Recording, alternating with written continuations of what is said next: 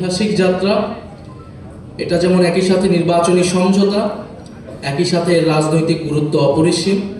কারণ গণ অভ্যুত্থানের পরে আমরা যে আকাঙ্ক্ষাকে ধারণ করে এগিয়ে যেতে চাচ্ছি, আসন্ন নির্বাচনে এই পরীক্ষার মধ্য দিয়ে আমাদেরকে উতরাতে হবে। ফলে আমাদের সেই গণ অভ্যুত্থানের আকাঙ্ক্ষিত বাংলাদেশ, আমাদের মহান মুক্তিযুদ্ধের সাম্য, মানবিক মর্যাদা এবং সামাজিক সুবিচারের বাংলাদেশ, এবং আমাদের 1947 সালের যে আজাদির লড়াই, সকল ঐতিহাসিক লড়াইকে ধারণ করে আমরা এই আসন্ন নির্বাচন এবং গণভোটে একত্রে কাজ করব, ঐক্যবদ্ধ কাজ করব।